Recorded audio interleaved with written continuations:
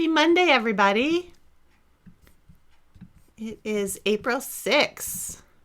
This is the only thing that is keeping me remembering the date or even the day.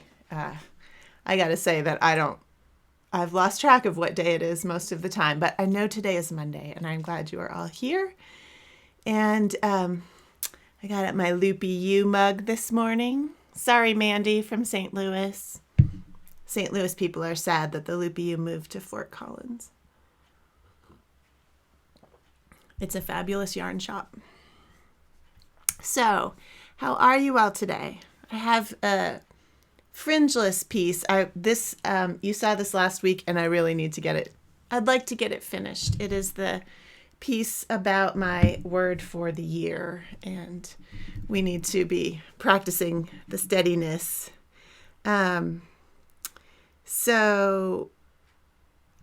Angie from Wales, I'm glad it's sunny there.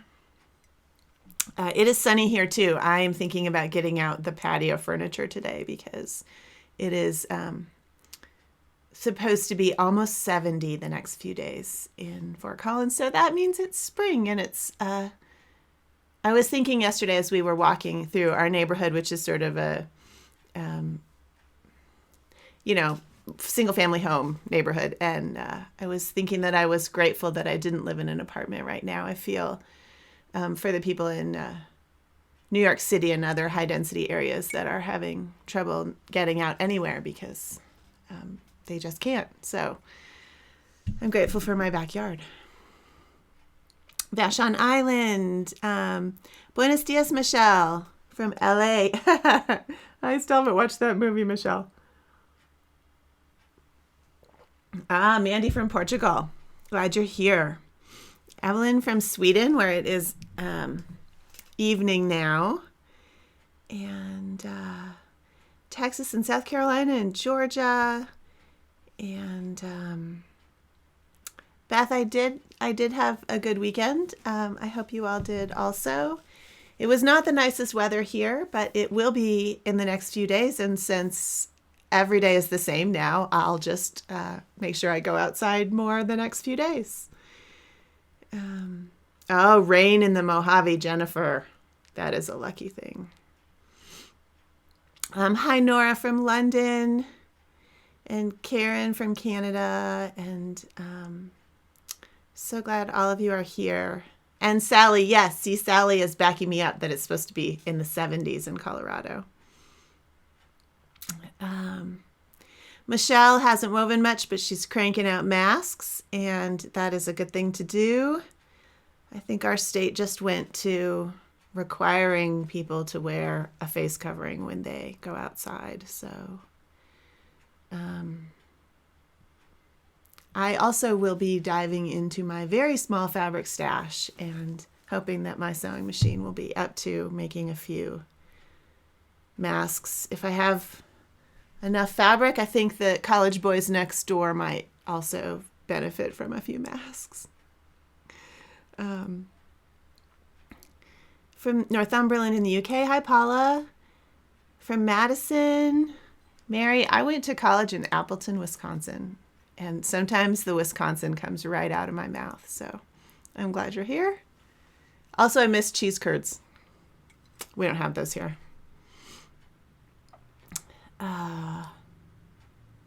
Marlena, that's unusual. Texas, cloudy, I don't know. I hope you all have some of you have done some weaving. I do think that, as I said in my blog post and email last Thursday, that I am finding it hard to concentrate, and I'm hoping as I settle into a new reality, I will be able to concentrate a little more and we can do some weaving. Welcome, everybody.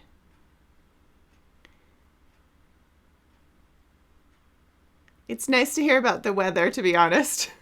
Hi, Kate from Durango. I love Durango. I say that every time. Leslie, I'm glad it's warm and sunny in Vermont. You all get hard winters, so. Oh, Kathy, I'm glad your Untangled book showed up. That's my little self-published book, and And who knows with the mail, and the media mail is slow anyway, and so I'm glad it got there. It seems like it's been a while since I sent it, but maybe not so much.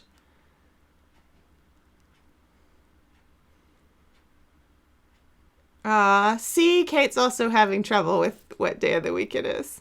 It is Monday today. Sunny, we're getting some more sun.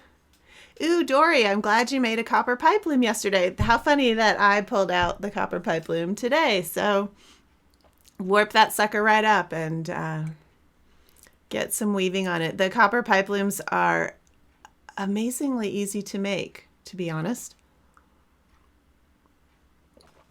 I promised somebody, who I can't remember now, that I would show you the piece I sent to renditions.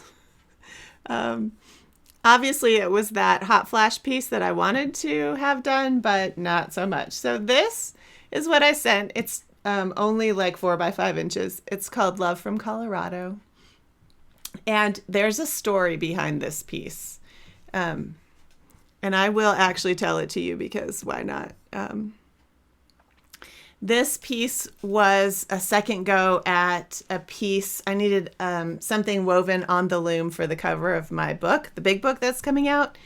And I thought this would be great. I thought it was simple enough to go on the cover of a beginner's book. It would be on a loom, you know, there'd be other things on the cover.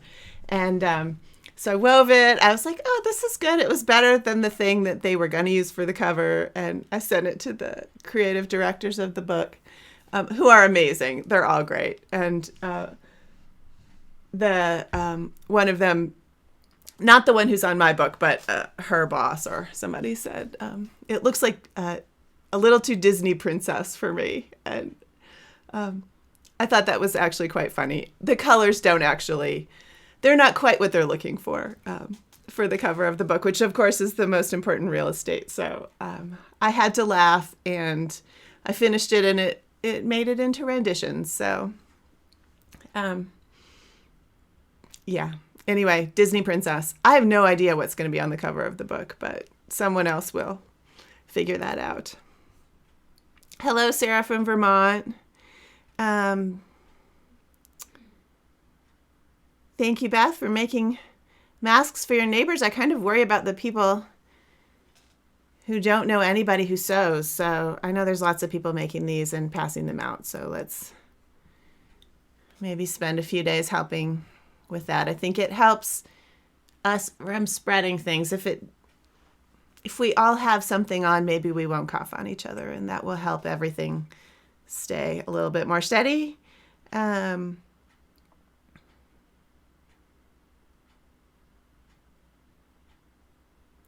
Yeah. Linda, all of the nurses and medical people need masks. I feel like the homemade masks are good for those of us who are not working in healthcare, but I hope that we can get real masks for our healthcare staff. I just would like to say that this is not a fix for our healthcare workers. This is just something to help those of us who aren't in healthcare keep from getting each other sick. Our healthcare workers need real masks. All right. Oh, the fringe, Dinah. Let's start with that. So I just, Dinah asked about the fringe on this little piece, so I'll just show it to you. Oh, I'm doing this again. Sorry, y'all. Try not to make you sick. I'm going to make this smaller, but hope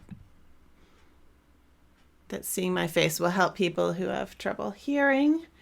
So she's asking about this fringe on this little piece. And this fringe is described in Peter Collingwood's book, The Techniques of Rug Weaving, which is a fabulous book, and it has lots and lots of stuff about tapestry in it. It's not a book that is cited that much as a tapestry book, but it is actually fantastic in a lot of ways.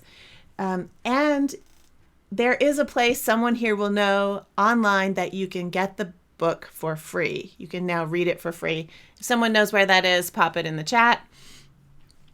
So this little braid is from that book, and I am adding a video about this to the Little Looms class sometime in the next couple of weeks. So you'll actually be able to see me do it and describe it in words as I'm doing it.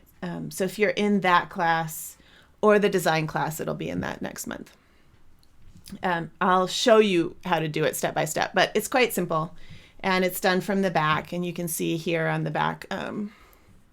See if my camera is going to focus today. Yes, yay! This way. Woo!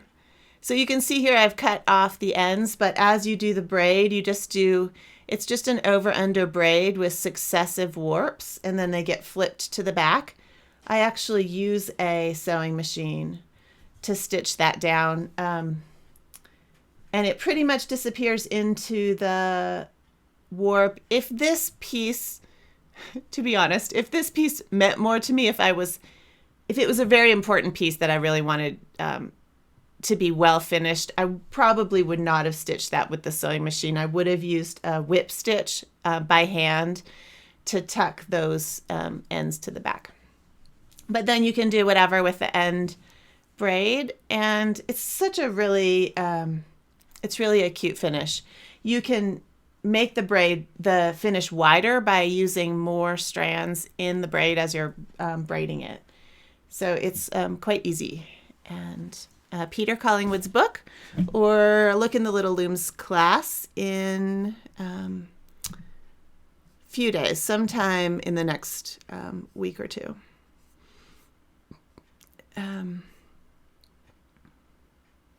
Okay, everybody. So, Missy, EMT. Thank you. Let's see if I can. Yeah. I thought I had my camera out of the picture, but no. Okay, and there are non-sew masks too, y'all, so you don't have to be a sewer. Thank you, Diane. Okay, so you got your saffron loom, and Deborah made something on it this weekend. I haven't finished that saffron piece, but you will see it again in the next day or two.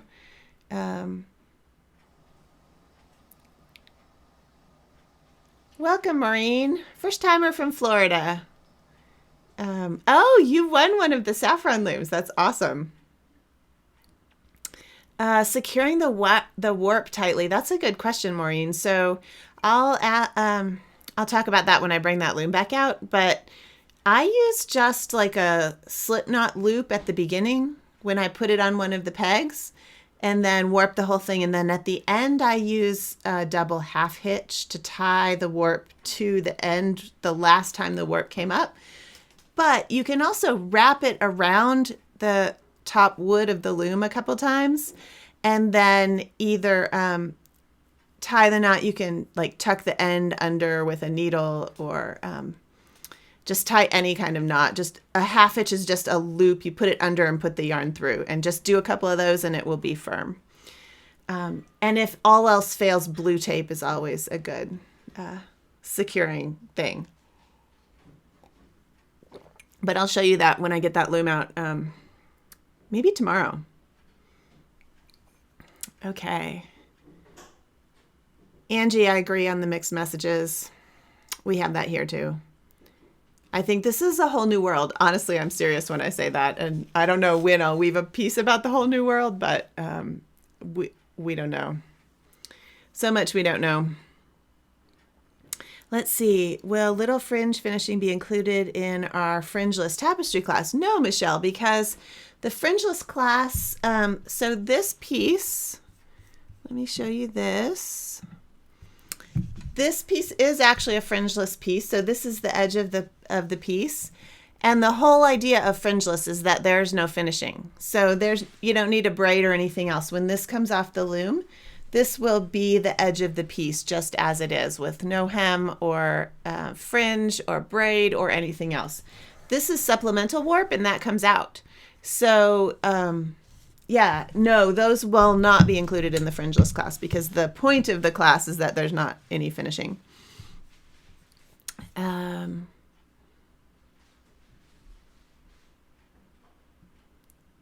I'm glad it's raining in Southern California, Sherry. That's also, like the Mojave, that's a good thing that you all are getting rain. I've been worrying about, I'm trying not to worry. I've been worrying about fire season though, so I'm very glad it's raining there. Sherry's from Southern California. Ah, Gina, welcome from Ecuador. I'm so glad you're here. I hope it's a beautiful day there.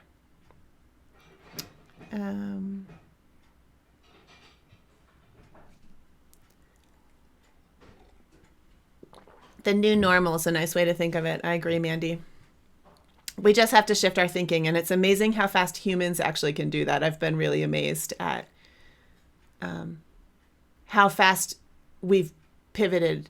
I think it's incredible. Oh, Michelle, no worries. See, look, I have my my little chick collection here. They're all saying hello. Those are going to my nieces in the next few days. So let me go back to this loom. And this was that piece, the fringeless for selvage piece, which I just would like to finish so that I can put a new piece on this loom, because I started this in January and it is almost done. I have this much more, and this is the end of that fringeless warp. And you'll see someone asked me to show finger picking today, so I'm going to show you that. This is the top of the loom. I actually have used a bar, I think from Amerix, to get this open shed even. If you're not doing a fringeless piece, the top of the loom will serve as this. This bar is here because it's a fringeless piece, and the way the fringeless warp is done, it creates a weird shed at the top, and I need a nice clean shed that I can open. So that's why that bar is there. But if you're just using this loom and it's not fringeless, you don't need it. If you're doing like a figure 8 warp or something. And so this will be the end of the piece, and I'm doing a little Fibonacci series here. And I just counted, and I think I have 7 sequences in here, and I need 8. So who was asking about finger picking? Vicky. So when I am picking a piece, I am picking, and picking means one of the sheds is held open with this bar, and I can slide my hands in nicely. The other shed are the warps that are behind, and they have to be picked up. So I always pick with my left hand because I'm right-handed and I'm managing the weft with my right hand. If I were using a bobbin, I would have this bobbin in one hand. For example, I would pick with this hand, pass with the bobbin, and then I would beat it in with the bobbin. So that's the advantage of using a bobbin, is that your tool is all in one hand. I am not, however, using a bobbin at the moment for whatever reason. So I've picked up these 3 and Vicky's asking how I do that. Let's see if I can get this a little closer. Maybe you can see. So you can see that here's the open shed, and I'm picking up the ones between here. So I'm pushing and I'm using my middle finger to pull that one up and sliding it on to that finger, and pulling the next one up, pinching with my thumb, sliding it on. So it's a little motion that you practice over time. And mostly you just pick up, an inch or so of warps at a time when you're picking the shed. And then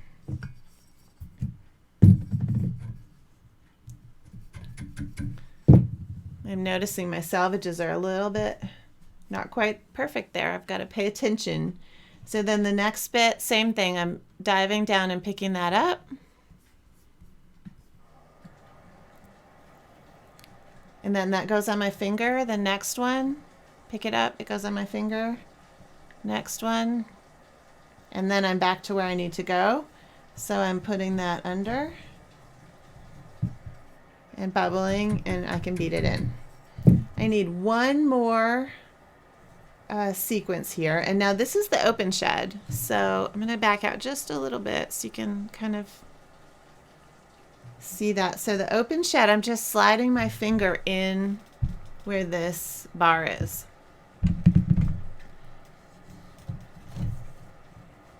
Just like that.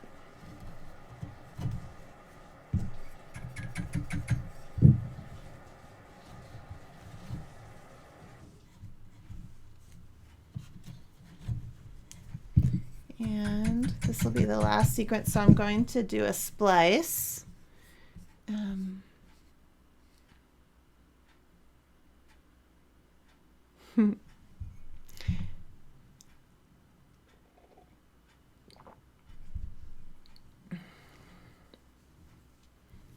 Okay, so now you could learn to pick with both hands, and if you're left-handed, you might decide to pick with your other hand. I've gotten good at picking with my left hand, so it's just faster. I think most people who weave this way a lot, and I don't weave this way a lot. This is not my normal everyday kind of practice, but people who weave this way a lot are super fast. I look like I'm super slow compared to them. So let's do a little splice.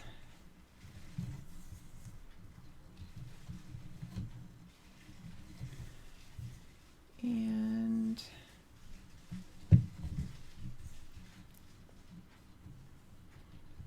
see there, I was trying to do it with my right hand and it wasn't working. Eventually your fingers get used to the motions of whatever you do the most. I find that on my big loom, especially the loom that I weave on the most, my fingers, I'll find that my fingers are taking something out before my brain has registered that I've made a mistake. Like my fingers can feel if I've made a float or grabbed the wrong warp, and I will be halfway through taking it out before my brain says, oh, that was wrong, which is very interesting.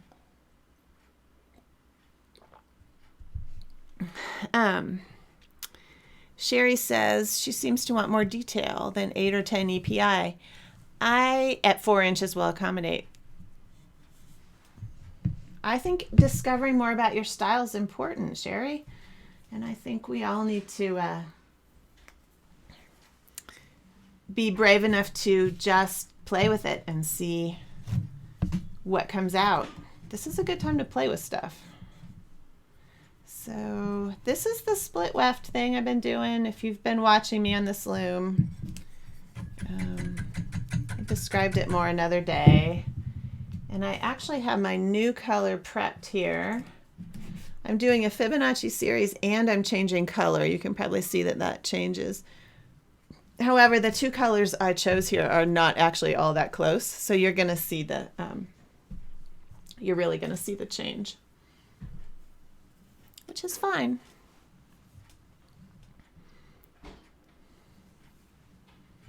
Let's make sure I get this one. The second half of the split weft goes in the same shed.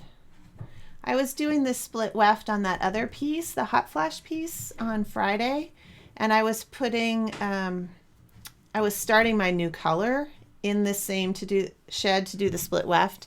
I'm not doing that here because this is a different set and it's much, this weft is much thicker. So if I do that, I will have lice, and I don't like lice.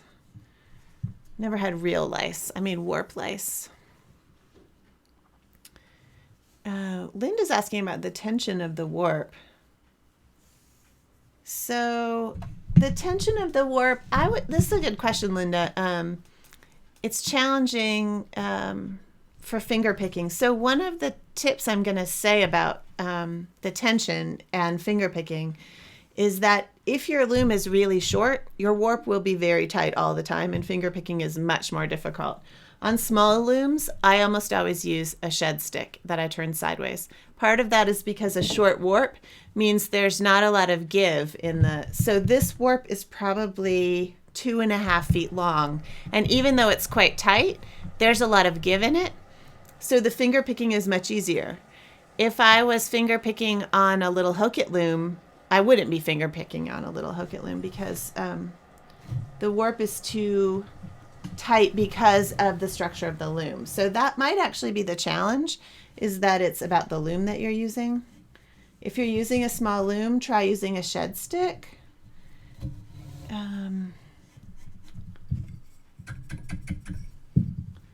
Of whatever kind. Now might be a good time to learn to whittle and make your own shed stick. There are lots of people who sell lovely shed sticks, so.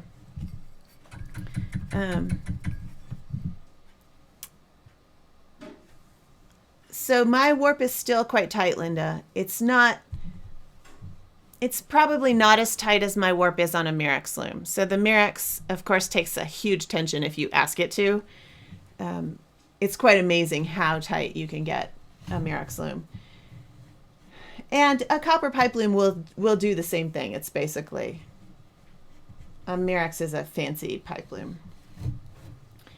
But the Murex has the shedding device. So I tolerate a higher tension on the Murex because I have that shedding device to change the shed.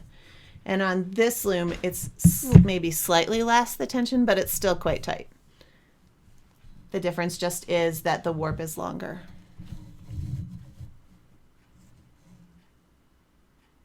Yes, Jessica from Weaving Rainbow has shed sticks. And Jessica,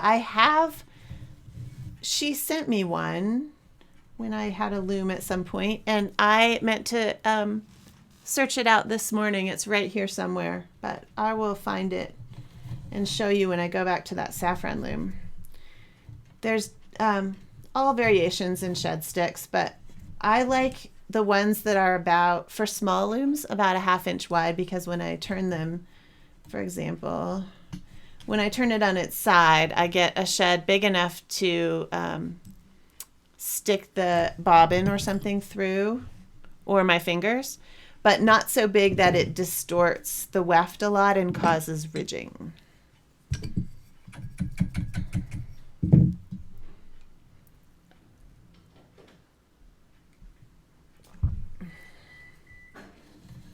So I'm trying to keep my pattern in mind here. These stripes are all the same, and I'm just keeping those even. They are all 3 sequences.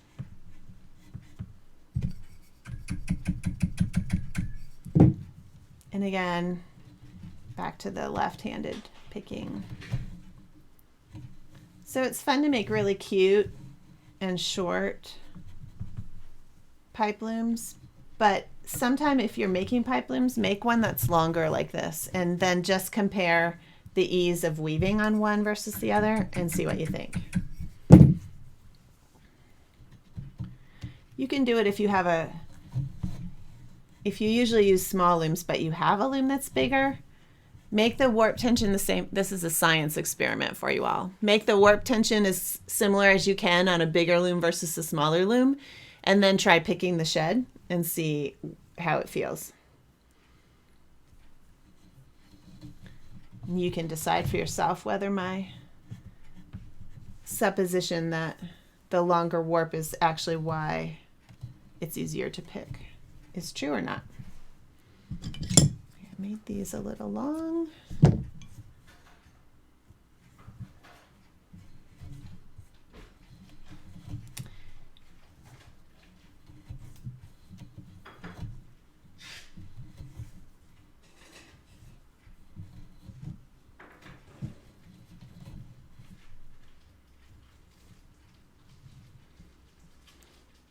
Angie, that's a good question. Does the split weft count on my Fibonacci sequence? I'm not counting the split weft, but I am doing it consistently, so it adds the same amount of extra bit each time I do it. So yeah, basically the split weft adds, 1 pick on each side, so it's adding a whole sequence. But I don't count it. You could count it. Just don't want to make it more complicated. All right, so here's the second half of the split weft. Yes, Nora. What I did there, she's asking, when I put this color in, did I start it in the center and then weave with both ends? That's exactly what I did. I will show you that right in a second on the next color.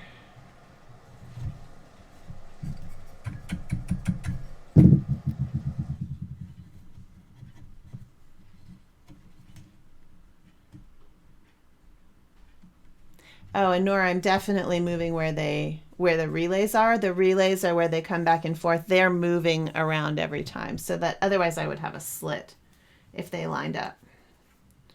Great question. So here's the second half of the split weft. These are creating tails.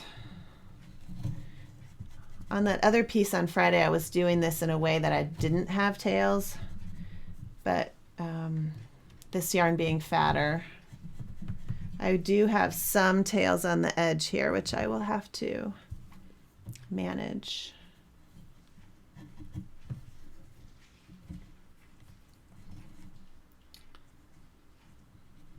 And that's just a pigtail. Okay, so then the next color, my next stripe sequence is 13. This was 8. 13 might be my last one, and then I may repeat this bottom motif. See if I can squeeze it in. The challenge, one challenge of the fringeless warp is you have to sort of gauge where the end of the piece is going to be, and then you have to pack the last bit in pretty firmly. So sometimes I don't guess right. So here I'm just pulling off 3 lengths of, I'm using 3 strands of, this is the Harrisville Kohler singles, which is hand dyed. And so now I have, this is what Nora was asking. Let's see if I back this out a little bit, you might be able to see it better. So it happens that my next shed is the open shed, so it's a little easier, but I'm starting this in the middle, so I lined up the 2 ends of that. And so this is the middle of that piece of yarn. It's like I'm using 2 butterflies or 2 bobbins, but I am leaving out the tails by making the piece of yarn longer. And then I have essentially 2 butterflies that I can weave back and forth.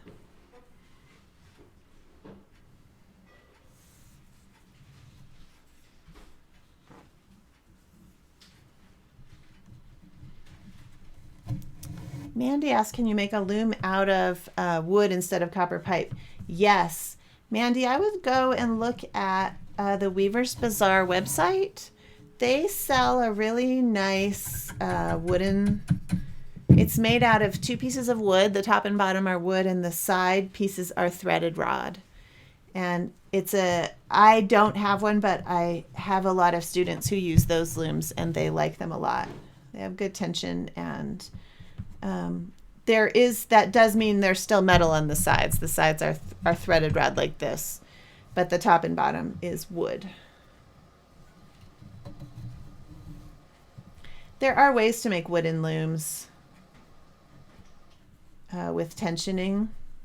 Like the Glamoka Freja loom has a bar that has 2 little long threaded screws on the side to help with tensioning. You just have to make sure your hardware is pretty sturdy. I think the Weaver's Bazaar version looks to me like it's a very, it's a loom that works well.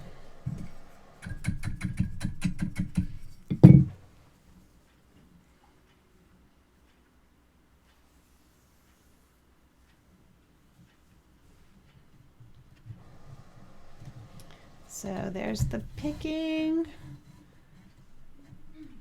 Just trying to manage that. I still have that little bit of tendency for the warps on the edge there to come together. Nancy, is this what you mean by tizzle? I thought that was funny. The twisting. It's become a real habit for me. There was a point at which I was weaving large tapestries and I was using this yarn and I wanted the colors to blend, and I was twisting every bundle like that as I put it in, and I quickly realized I was getting physical problems. I had some tendinitis happening because of that. So that is the point at which I bought a spinning wheel. And I bought my spinning wheel simply to ply with, and for years that's all I used it with. I bought it at Convergence 2010 from Jim, I think is his name, at the Yarn Barn. That man is amazing. Some of you probably know him.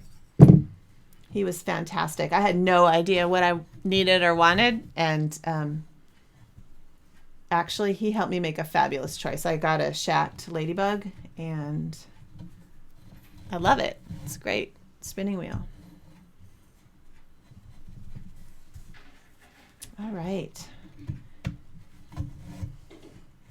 I hope you all are going to have a good week. I will be here every day this week, and I see some of you using the Change the Shed hashtag on Instagram especially. I'm not good with Twitter, y'all. I will try to look and see what's on Twitter. Facebook doesn't like hashtags, but you are welcome to tag me or tag Rebecca Mezoff Tapestry Studio, and I will see if I can find what you're working on. I really like the word tizzle, Nancy. I don't know if that was a typo, if that's a real word, but I think it's fabulous.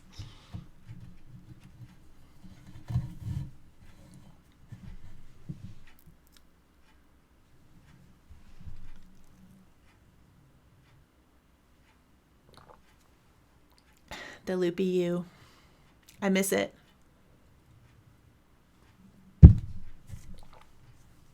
They're still there. You can order from them. I think they even do, they might be doing FaceTime like consult calls.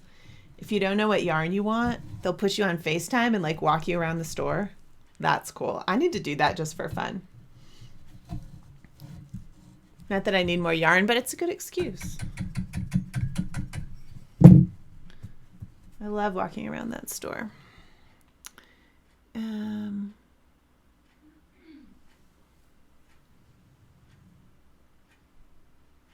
Judy, I'm not sure what you mean. There are times, she's asking about the split weft, maybe why I'm leaving tails on the edge instead of doing from side to side. The split weft, oh, maybe this is all you mean. The split weft gives me this really, let's see if you can see this. So the split weft creates a line that is completely straight. So it splits the two colors are in the same shed, and it makes the line really, really straight. Otherwise, and I don't even have an example really on this tapestry, except that I guess you can see it in these letters here in this T. This is what a line that didn't have the split weft would look like. It's a little bit wavy, which is characteristic of tapestry. And then compare that to, let's see if you can see both. Compare this wavy line to how straight these are. That's why I do the split weft, if I want a really straight line.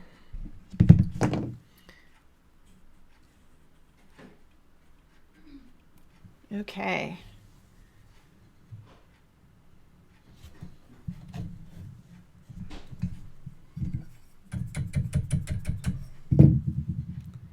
This loom is about at the end of my ergonomic range here. This is about as far as I would want to be weaving up, because the loom is right against my belly, and I'm having to reach up about 12 inches. From here, I would definitely want to have it either sitting in my lap or on an easel so that it could drop down further. Just be careful. If you're doing a lot more of something that you don't usually spend so much time on, please be careful of your body. If you start to feel pain or anything, please stop what you're doing, assess why you're having pain, and fix it. Tendinitis is insidious. I used to be an occupational therapist, so I can tell you this for sure.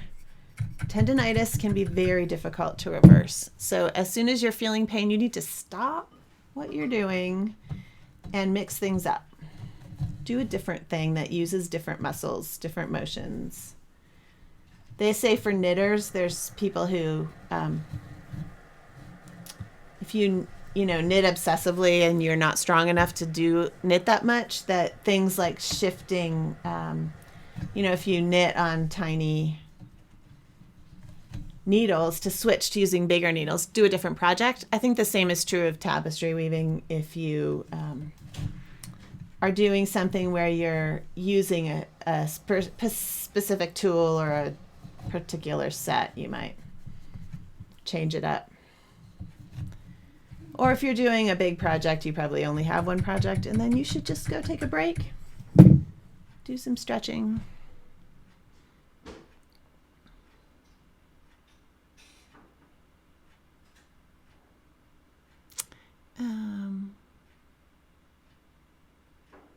Michelle, great. Let me write that down.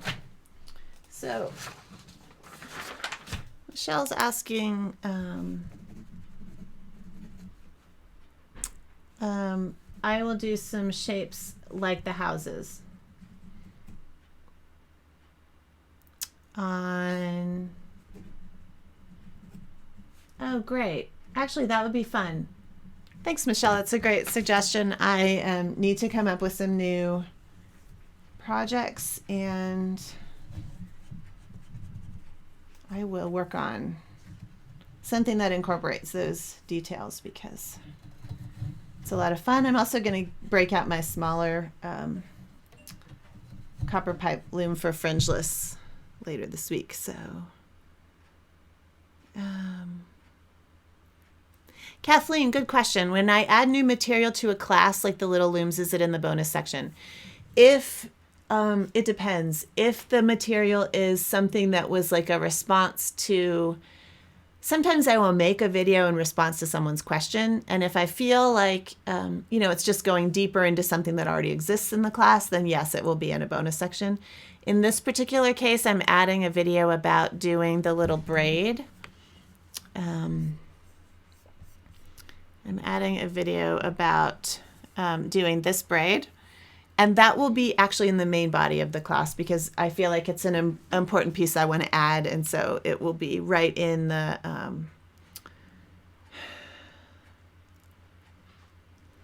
it will be in there somewhere. I can't actually think right now. There's not really, if there's a finishing section, it will be right in there. So somewhere near the end of the class.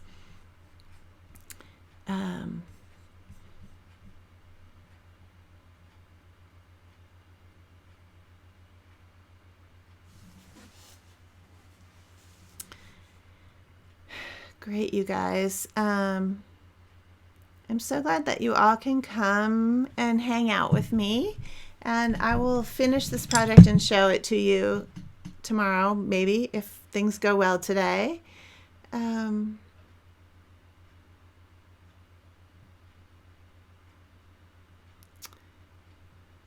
Oh, Joanne, that's a good question. So fly line backing is what I'm using here. So in the fringeless class, this is something I learned from Sarah Sweat. This material up here is called fly line backing. It's used by fly fishermen. And this is cotton seam twine. This is the warp I'm weaving on. And this is a supplemental warp. So this will come out. The fly line backing is really strong and I can use it over and over again. Joanne wants to know if there's an online source for that, and absolutely. I have ordered it on Amazon multiple times, but if you want to support a small business, just look up a fly fishing shop that has an online, any fishing store that does fly fishing will have fly line backing. The kind that we're using is 20 pound. Hold on. Don't go anywhere.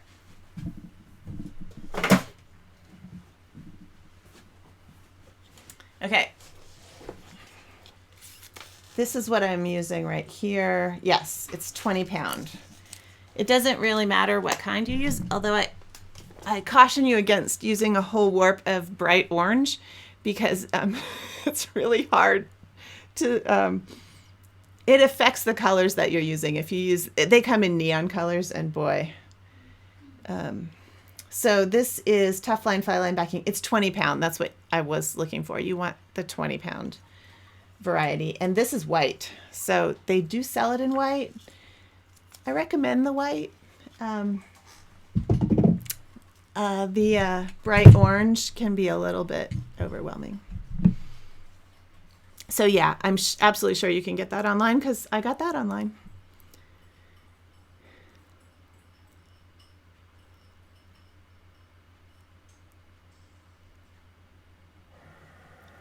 Cool. That's cool, Ruth.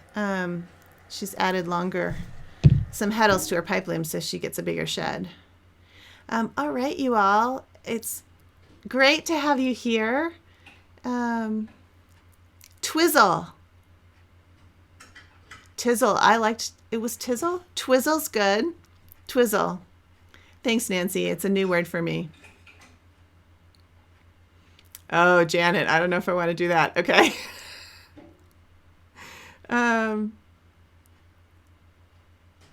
Nora. Yes, she says she's been working all day at her desk and her neck is hurting. Please stop and do some stretches. And we do so many things that bring us forward into flexion. Weaving does, computers do, the way we sit does, and do as much as you can to get more extension, especially if you're sitting working on a computer all day. Linda, is Instagram worthwhile to consider joining for weaving interests? I love Instagram because it's not so political. It's not so fraught. You don't get a lot of messages that are mean, and people can be really mean on Facebook. Facebook, you can share more easily. You can, share articles and stuff, and that's great. But Instagram is about the pictures, and so I enjoy it a lot because I feel it feels like it's a social media platform that is less fraught with opinions. So I think it's fun. You can make an account and make it private and not ever post anything and just look at pictures. If you have an account, that will allow you to comment on people's posts. And of course you could post yourself if you want to post what you're doing, but you can have it be private so you can allow people in or not. Okay, you all, I have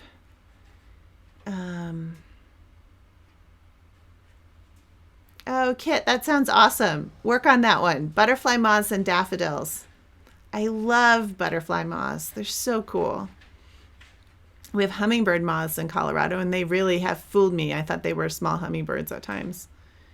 I'm glad you all have been able to stop by. Michelle, yes, happy holidays. It's Holy Week for many people, and it's hard, I think, for some people because Holy Week usually means a lot of interaction with people that you love and people in your community. So please use Zoom for Holy Week. Please don't go to church, please. That's just my plug for the health of the planet.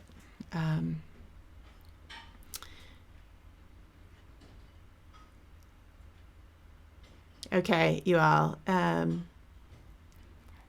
No worries, Linda.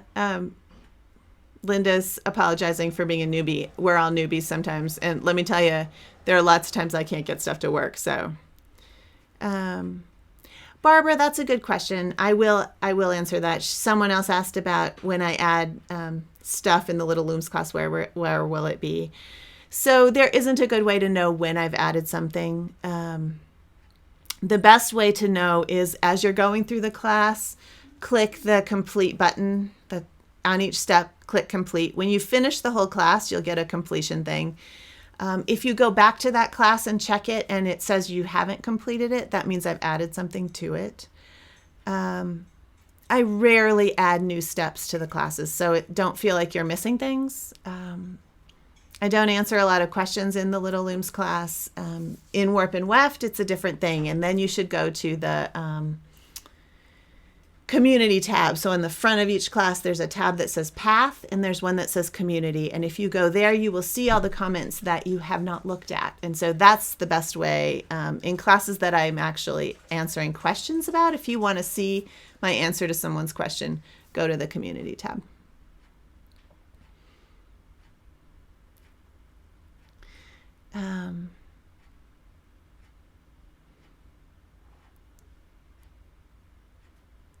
Thanks, Linda. She's saying thank you for my help keeping us all engaged. I thank all of you for coming because it gets me weaving every day, and I have a lot of fun talking to you. So I will see you all tomorrow. I will be here tomorrow at the same time, same place. And if we're lucky, I will have finished this and I can show it to you. So Happy weaving, and take care of yourselves, you all. I think it's been a lot of fun, and I will see you tomorrow.